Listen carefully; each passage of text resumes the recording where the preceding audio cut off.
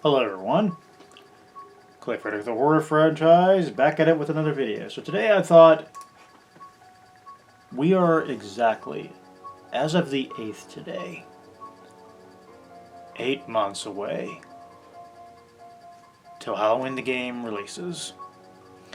So I'm thinking I might do this every month, kind of recap news that we may get for now, potential news that we will get in the future, and kind of just go back and break down what we got so far. So I'm going to present the screenshots as we go through this and just kind of go through everything, I guess. Just recap what we know so far. Obviously there has been very little trailers. We got a lot of screenshots, and we have a taste of what the gameplay for the multiplayer side of things are going to be.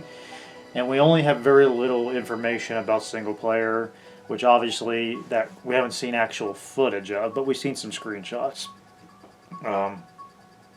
Obviously you play Michael in the single player aspect, and it's pretty much retelling the original story, but expanded more. It actually shows more things in detail. For instance, how did Michael escape the sanitarium? How did he break into the hardware store and get the supplies he needs, specifically the mask, the knives, the rope? How did he get Judas' tombstone? We may see that. I mean, we've already got a screenshot of the cemetery, so who knows? Pretty much what I'm saying is we're going to relive the original movie through Michael's eyes, his perspective, and I think that is going to be really cool. That right there, just seeing that expanded upon, is really cool. If they do it justice. If IllFonic does it justice, which I know they will. I mean, come on now. How can you screw up Halloween? Halloween is the most simplistic but effective movie I've ever seen. You can't fumble it. And if by some way they do, you'll know if I'm happy or not. Anyways, there's a lot to expect from this game, but so far we don't have a whole lot. I'm just kind of theorizing right now. But from what I've gathered from reading the Reddit posts, obviously there's going to be multiple endings on the single player side. There's going to be unlockables. Come on now, you got to have unlockables. You got to have incentive to replay. There's got to be replayability. And there is replayability from what I've read. So obviously there's more incentive to play the single player aspect of things more than once. And you know me, I'm going to be playing this game a lot when it comes out. This is going to be the greatest, hopefully, I'm getting ahead of myself here. Hopefully it's the greatest gaming experience of my life. Friday the 13th, the game, was the greatest experience of my life in gaming.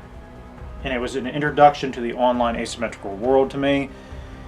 And that captured me in a way that I never thought would happen. Because before Friday the 13th, I was just playing single player games. I didn't care about multiplayer crap, playing online with people. But when I got Friday the 13th, it all changed. Most of the time now, I play online games. Obviously, you know I play Dead by Daylight, so kind of play Dead by Daylight here and there now since the most recent BS videos that I have posted about that game. But we're not talking about that game. We're talking about what we know so far about Halloween. I get a little off topic. I apologize. That's just how it is for me. But yes, the single player side of things, there's going to be unlockables, multiple endings, and it's going to expand more into Michael's perspective on the original Halloween movie. So I'm very excited to see how this plays out. And obviously, another thing I want to touch on is the character of Dr. Loomis. That, from what I have read, apparently he's going to be narrating through the single player aspect. Obviously, there's some cinematic pictures of him, and, well, not cinematic, but like still photos of him, screenshots, concept art, however you want to put it, of him. So it indicates he's going to be present. Obviously, he's going to be present in the single player. If my theory's correct about how it's going to actually play through the whole movie from Michael's perspective, which from what I've read it looks like it's going to be, but who knows? I wonder if he's going to be like Tommy Jarvis in Friday the 13th, where you can call him up and you can a player, whether they escape or die, can come back as Dr. Loomis and hunt Michael down, or at least convince the police to fight back or something. Who knows? But that would be really cool. I think that would be awesome. Which brings us to multiplayer. When you beat the way that IllFonic worded this, in order to get the full experience on how to play Michael, play single player first. That way you get a feel of how Michael works, how his abilities work, how you play him, and the events of the first movie pour out leading into the multiplayer aspect of the game, where all hell has broken loose by the end of the single player, and he's going after other teenagers, which brings to the other characters you'll be potentially playing in the multiplayer mode. And I think that was a really cool statement that they brought out. You play the single player mode and it leads you into the multiplayer aspect, and I think that's I'm sold with that. But me personally, obviously I'm going to play the single player mode first, so I can get a hand, because I'm going to be a Michael Myers main. When this game comes out, I'm going to be a Michael main. Michael's my boy. Michael's the man, the myth, the legend. He is the one reason that I'm doing what I'm doing today on here. Why I got this camera, why I got this laptop, why I'm into filmmaking and such, why I have all this merch. I mean, you can't beat it. Michael started that trend with me. Obviously, there were other things that also inspired me into this kind of thing. Other movies did. But it is what it is. Michael was the original. He's the longest I've ever loved anything as far as pulp culture goes. Ever since I was 6 years old. I'm 33 years old right now. As of now, I'm going to be 34 on July 4th. I was born in 92, but I was born... God, I can't talk. What is this? Where am I? What is this place? July 4th, 1992, I was born. Okay? 2026, I'm going to be 34 years old. That's crazy, you know? Time flies. I swear. 1998, I was introduced to H2O, Halloween H2O, 20 years later.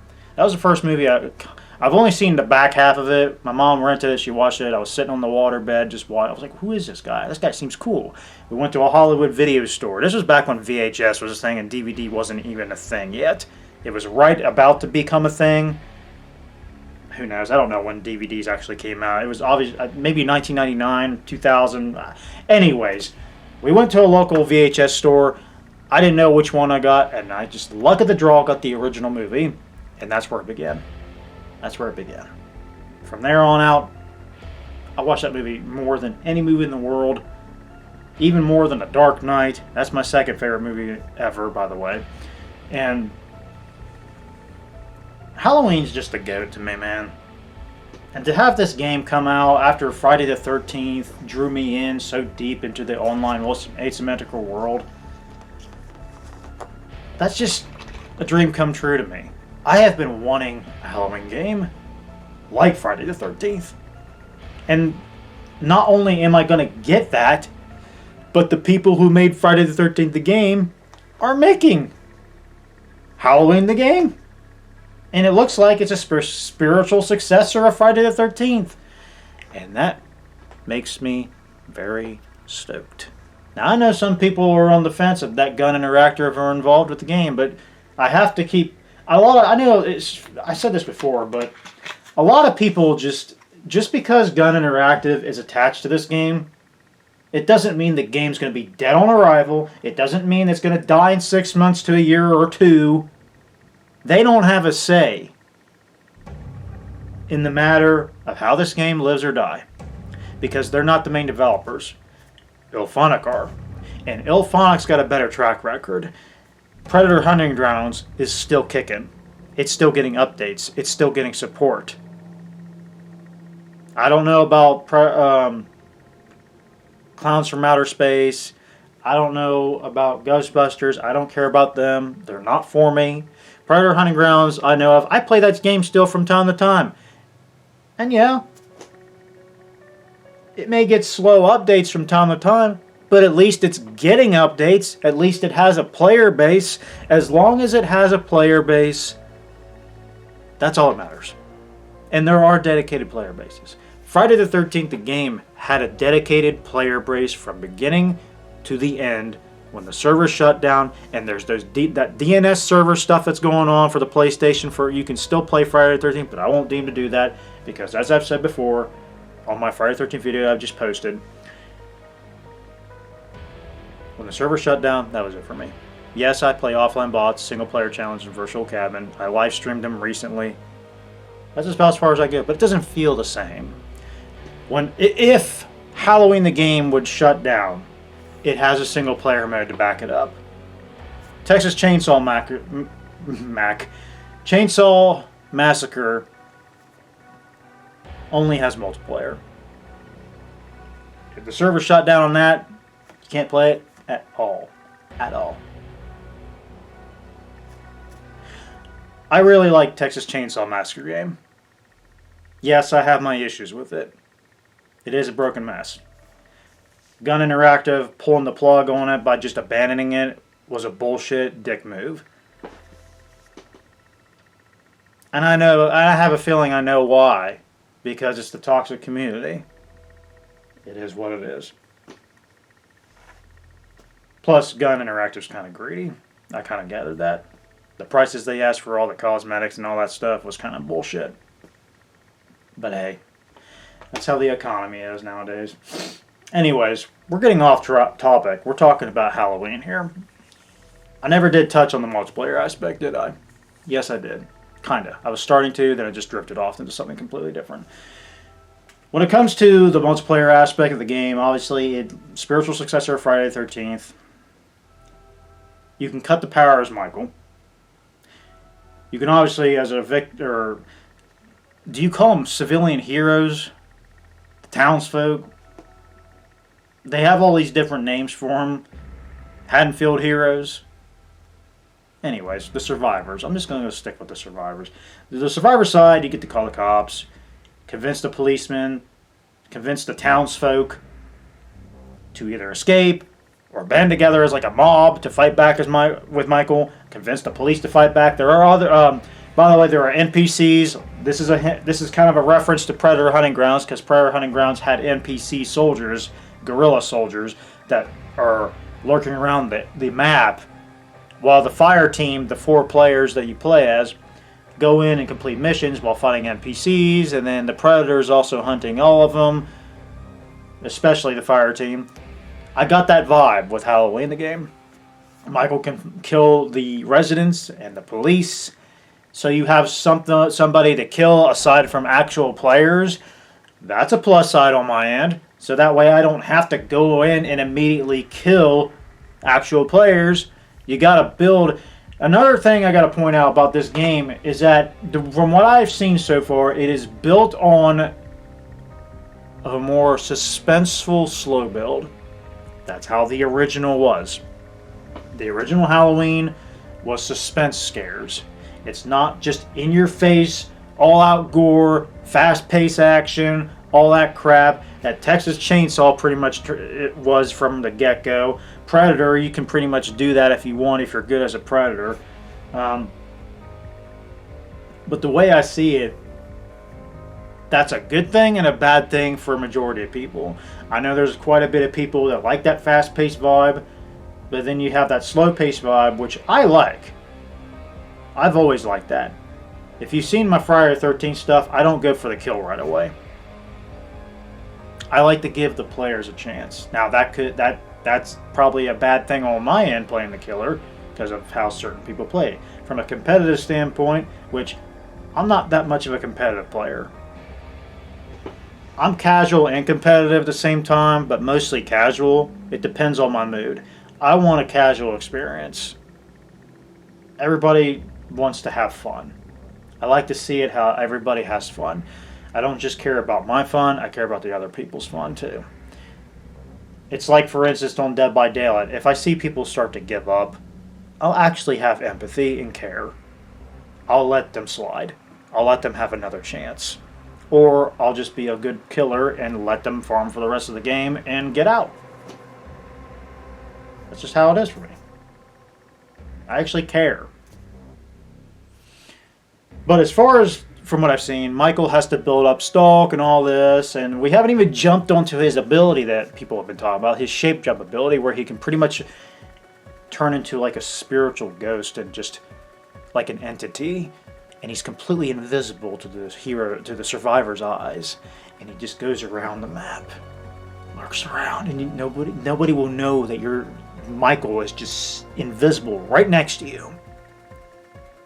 I don't know if they're going to add something like an indication for the survivors that he's close. I hope they don't. I think that there's a negative and a positive to this aspect.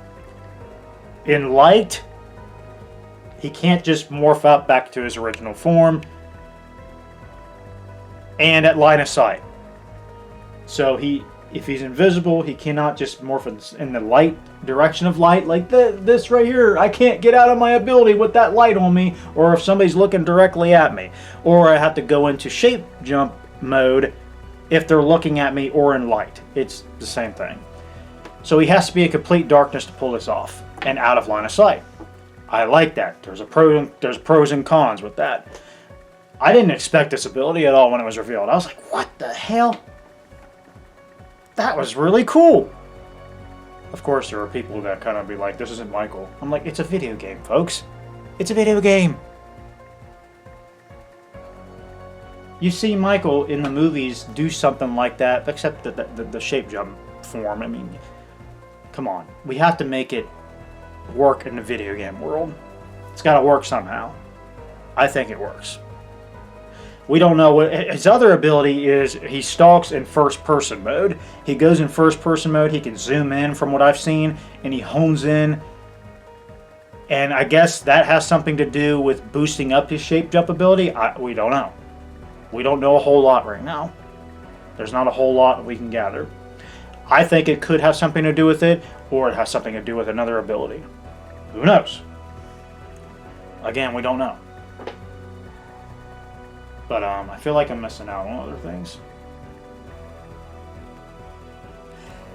Who knows? Anyways, yeah, that's... And we still have things to come. We still have things to come for the future. We don't know if Laurie Strode will be in it. I think that would be kick-ass.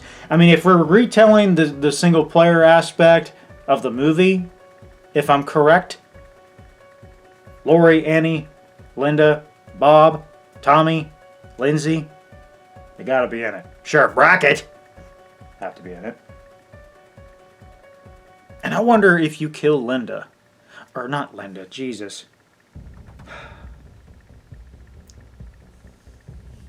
Oh my God. I'm having a brain fart. Judith.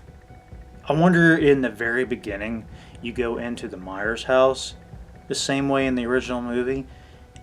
I don't know if you start out there or in the sanitarium. I think it should start out in the Myers house, you as little boy Michael in first person mode, full blown killing Judith.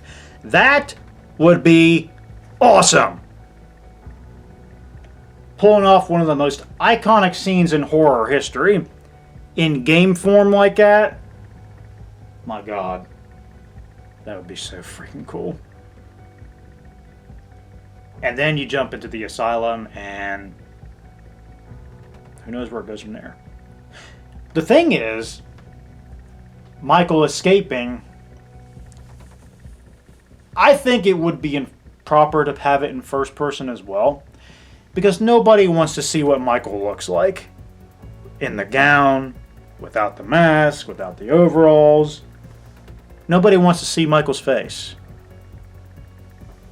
I think it should be properly done in first person, and then we jump to third person. When he gets to the hardware store, the Phelps Garage first. I don't know. I don't know how they're going to pull it off. I have a feeling the next big trailer they're going to drop is going to have something to do with single player mode. I mean, it could. The kills animations are another thing I want to jump onto. From what I've seen with the mocap with Nick Castle, they look like they're going to be promising. But, you know, we don't have a whole lot. We only got one shot with a guy's going around the fence and Michael's going, and it blacks out. We don't got a whole lot of that stuff. Obviously, when it comes to combat, that's another thing I want to touch on. Combat. Tribeca Studios, the people that have the license of Halloween, the CEO pretty much said you don't have to worry about bullying in the game. Bullying has definitely been a very common thing in asymmetrical games, online games in general. But they always seem to say the same thing about bullying, that you don't have to worry about it. Somewhere, I already know for a fact that it's going to happen in this game. You can't avoid bullying. I'm not one of them people. I don't like that crap, and I don't support any of that crap at all. I think you're just a complete asshat if you do support that, but whatever. Everybody's supposed to have fun equally. That's just how I look at it. But from what I have seen so far, when it comes to combat in the game, as a victim, you can have weapons like a baseball bat. We've only seen two: baseball bat, shotgun. You can have flashlights to kind of look around. We've seen a clip where one of the I keep getting mixed up. Victims, heroes, survivors. Survivors hits Michael with a bat, and then another person has a shotgun, shoots him. He hits the ground, and he does that iconic sit-up. Hell yeah! Visually, it looks stunning. Love it. But do you crouch? I think you do crouch because there is a picture of somebody crouched, but it is a concept art. I think you might crouch in this. There's going to be teabagging, I believe, in it. Of course, there's going to be any of that crap. It's just the stupid fun stuff that we all do. We all do it. I've done it. We all do it. Whatever. Anyways, yeah, bullying is still going to be present. It's just how we do it. I'm pretty damn sure when more footage comes out down the road and I see the pros and cons, I'm definitely going to see a painted and more vivid picture of how the bullying will be played out, how to counter it, because I'm going to put everything into this game. My heart and soul is going to go into it, and that's just all it is. That's all there is to it. I hope that a majority of my friends that I still, from Friday the 13th and all that, will be there day one. I know at least a couple of them will be there day one. I've been very vocal to them about it, so they'll be there, hopefully. If no bullshit happens in the future, hopefully I hope that this year just flows quickly. Obviously, there's other games that I'm looking forward to, like Resident Evil Requiem.